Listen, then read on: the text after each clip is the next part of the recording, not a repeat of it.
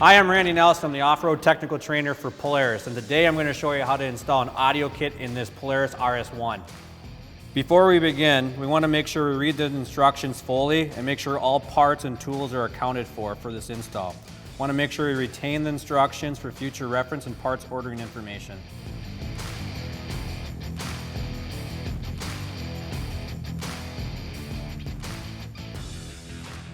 Before we begin the installation, we're going to go ahead and make sure the vehicle's in park and the ignition is off, and we're going to remove the ignition key from the ignition. We'll go ahead and remove the hood first from the vehicle, so we'll just loosen up these quarter turns. And we'll remove the hood from the vehicle just by sliding it forward and up. I'm going to go ahead and disconnect the ground cable from the battery so we can safely work on the vehicle. So we're just going to remove the bolt off the battery.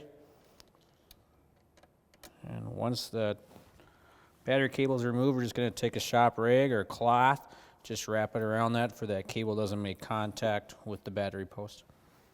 So we're going to go ahead and remove the vehicle's visor from the dash here. There's two T40 fasteners here we're going to remove. We're going to hold on to these because we will be reusing them again. Once the two fasteners are out, we can go ahead and just lift up on the visor and remove it from the vehicle. Our next step here is we're going to go ahead and remove the right-hand A-pillar from the vehicle. We're going to start by prying on the front. You can also use some plastic prying tools. This will just prevent from marring the surface, but just be careful not to scratch the surface of the vehicle. We're going to go ahead and pull up on this, and that's going to release it from the vehicle. And we'll notice on the back side that there's two plastic standoffs here. They're going to two rubber grommets. And then there's some locking tabs here along the outer edge of this panel. So after removing the right-hand A-pillar, I'm going to go ahead and remove the left-hand A-pillar from the vehicle. We're going to need this removed when we're doing the wiring for the speakers and for the tweeters.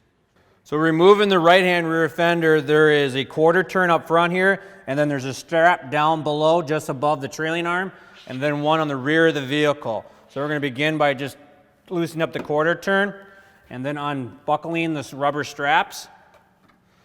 And then we're going to lift up on the panel and out at the same time, and then kind of tilt it towards you, and then it'll release from the vehicle.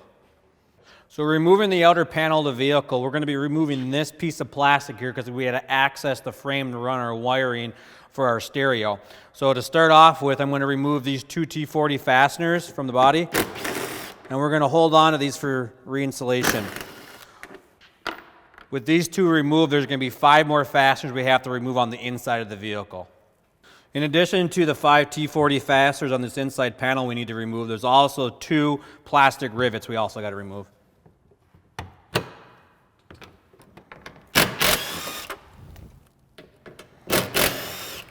So before removing the last T40 fasteners, you want to make sure you support the outside panel so that it doesn't fall off the vehicle. Once that screw is removed, we can go ahead and remove the outside panel from the body of the vehicle. So the Bluetooth controller is going to be mounted in this knockout location just left of the ignition switch here. So we first got to pull this knockout out.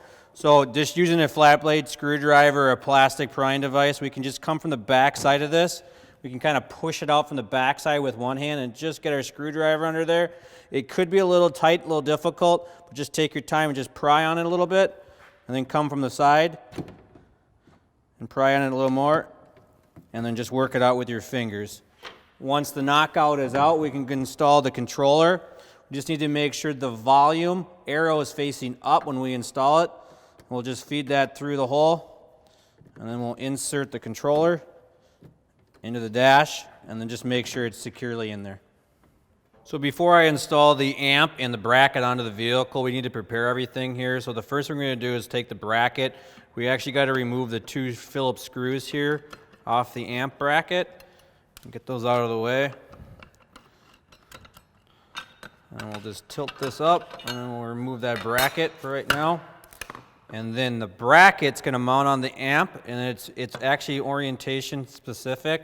So we want to make sure that the amp is standing up in this orientation, and then the bracket mounts on to the back with the screws provided in the kit. So we'll just install those 4 screws on the back side. And we'll just repeat that process on the remaining 3 fasteners, and then we'll go to the vehicle and mount it onto the vehicle. So mounting the amplifier to the vehicle, the amplifier is going to come from the inside here and mount, but first we actually need to cut the zip tie fastener here on the main harness. And we're just going to discard the zip tie. And we're going to leave the retaining fastener into the frame. So what we're going to do here is we're going to run our amplifier from the inside. We want to make sure the center of the amplifier's bracket is basically centered over this retention clip right here. And you're going to have to contend with the harnesses coming from the all-wheel drive switch and the light switch. So I'll tuck it in here like this. So we're going to install the clamp onto the bracket so we can just kind of push down the main harness a little bit to give us a little more access. And you'll notice that the retention clip is in the center of the bracket. And then we have these 2 tabs. They're going to slide in like that. And then it's like a clamshell and it shuts. And then the screws we removed earlier are going to go into here. And we'll grab our number 2 Phillips. And we're going to tighten these up evenly. And just as an added note, the amp wiring is going to be facing rearward of the vehicle. So we'll go ahead and finish putting these screws in. And we'll just make sure the amplifier is square and just flat. And we'll just double check our wiring, make sure it's not pinched on the back side of the amplifier, and move on. So I'm going to go ahead and disconnect the ignition switch, the all-wheel drive switch, and the light switch here. And what we're going to do is I'm going to reroute these 3 harness wire connections behind the amp. It's going to come out on the back side here. And then we're going to reconnect them back up to the switches. That's just going to prevent a rub point on the back side of the amplifier. And then we're going to zip tie the main harness back onto the retention clip in the spot here that's marked in with white tape. So we'll go ahead and disconnect the ignition switch, the all-wheel drive switch, the light switch, and then we'll go ahead and route this wiring down. And then what I'm going to do is take those 3 connections, I'm going to go on the top side of the chassis harness. So it's going to be routed like that, and then we're going to come up, and then we're going to reconnect our connectors back up to their corresponding location. So headlights, all-wheel drive, and then ignition switch. Want to make sure they're secure, locked in. Make sure our routing's there, and we're going to use our zip tie that's provided in the kit, and we're going to run it back through that retaining clip. Wrap it around and reinstall our zip tie back onto the main chassis harness in the location of the white tape. The location of the white tape is where a fastening point is on the main harness. So we'll go ahead and cut the excess and move on. So I'm going to install the main speakers here under the dash here, but there's a few things we need to prepare before we install them. So on the bulkhead of the vehicle, there are a couple dimples here, one here and one here for the right side of the vehicle, and the same thing on the left side. We need to drill these out with an 1/8" drill bit. We do want to make sure that we control the depth of the drill bit so we don't puncture anything on the back side. We're just going to puncture the surface. That's it. And we'll do the same thing on this one. And then we'll repeat the process on the left side of the vehicle. So we're going to install the main speakers under the dash here. So when these mount up into here, they're going to mount just like this. We just want to make sure the wiring is not going to be pinched on the speaker. And want to make sure all the holes are lined up on the top side and the bottom side here first before we start installing our fasteners. And we'll grab our T40 fasteners and we'll get them started here.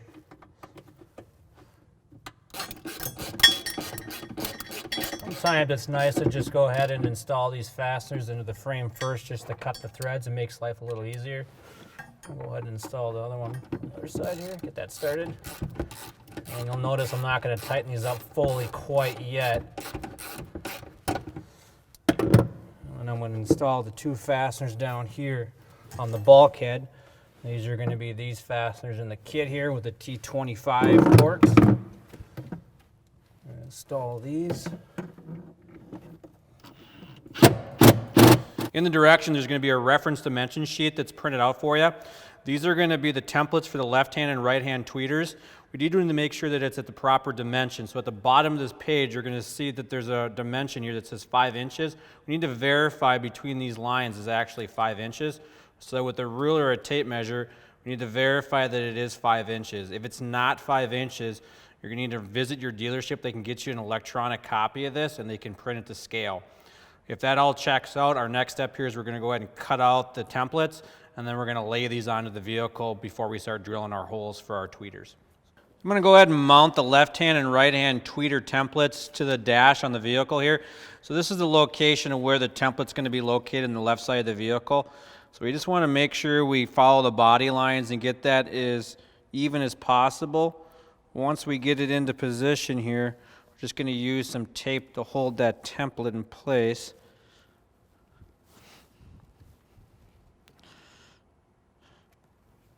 And once that's held in place, we're going to drill 3 5/64 holes.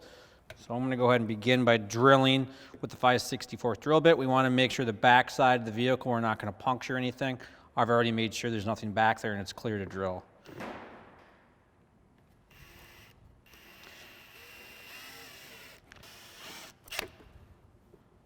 And the last hole. Using an 1.5-inch hole saw. Same thing, we're going to drill the hole in the dash and just make sure everything is clear on the back side, which I have already done. And we'll go ahead and drill a hole in the dash.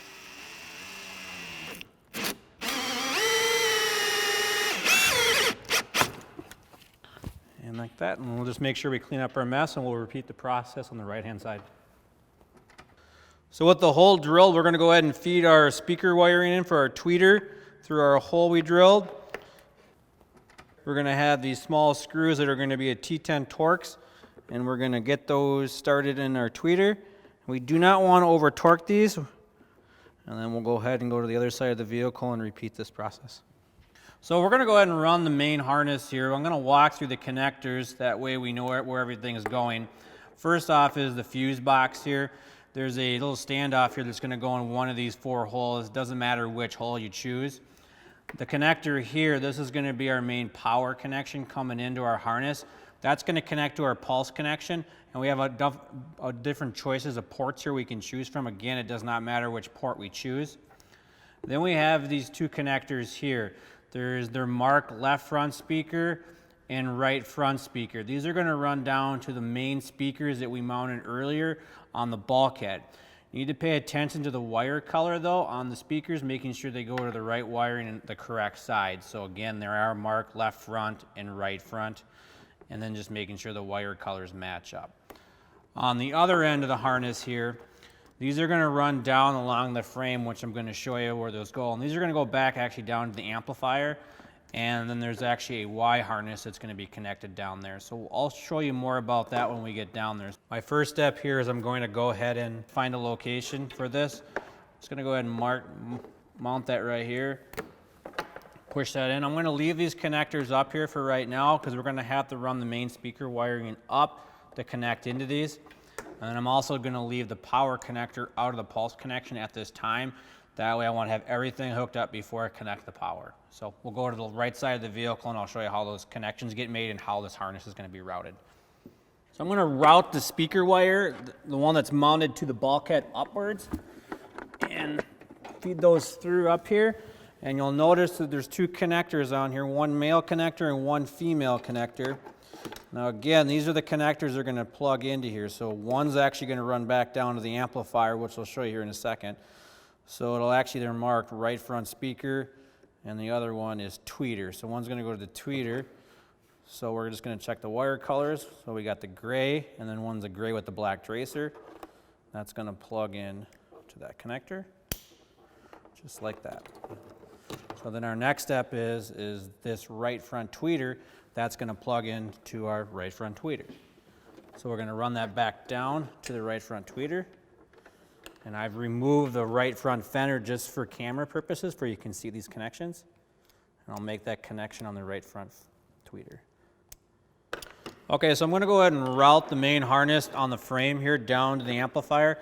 So I removed the right front fender. You don't have to do this during the installation, but I removed it for the camera purposes. So I'm going to go ahead and just route the harness down. And we're going to come under the front dash here. And we're going to come out the side here. So the harness ran through the frame here. through the body, we got a little retaining clip here, and that retaining clip's going to click onto the rib here on the plastic. We're going to wait to do that until we're finished routing.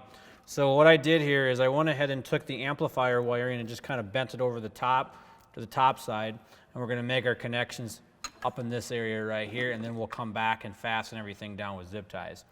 Inside our kit here, we have a little Y harness, or not really a Y harness, but a jumper harness here.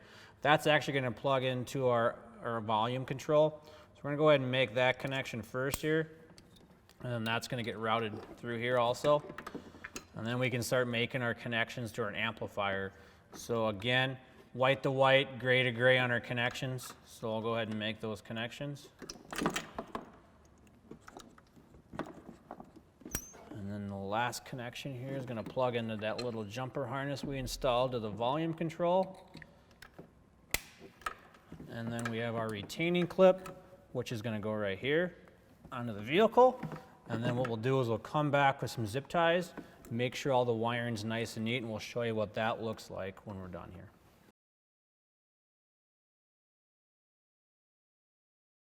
I'm going to go ahead and remove the protective cap off the pulse connection. You need a little screwdriver just to kind of release the locking tab. And then go ahead and make your connection on the pulse connection. Make sure it's fully seated. And make sure you hear the audible click. And then we'll come back and just make some final zip ties for these audio connections up here.